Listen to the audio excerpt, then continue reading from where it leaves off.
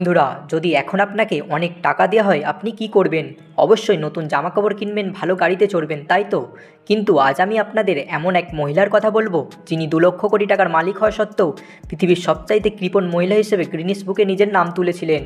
1834 সালে আমেরিকার new Bedford শহরে জন্মগ্রহণ করেছিলেন পৃথিবীর সবচাইতে কৃপণ মানুষ হেট্রিক গ্রিন।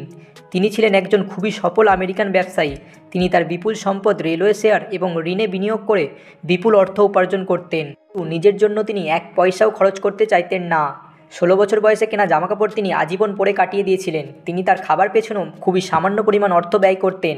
একবার তার ছেলে নেড গ্রিন পায়ে চোট পান, কিন্তু তিনি এতটাই কৃপণ ছিলেন যে তিনি তার ছেলেকে বিনামূল্যে চিকিৎসা করানোর ব্যবস্থা করতে থাকেন। শেষমেশ ব্যয়বহুল চিকিৎসা না করানোর জন্য নেডের পা কেটে বাদ দিতে হয়। এই ঘটনার পর থেকে তিনি পৃথিবীর সবচাইতে কৃপণ মা হিসেবেও পরিচিত হন সবার কাছে। ভালো লাগলে অবশ্যই একটি লাইক করে এই বিষয়ে আপনার মতামত জানাবেন, আর ভিডিওটি আপনার সেই বন্ধুকে শেয়ার করুন যে একদমই টাকা খরচা করতে চায় না।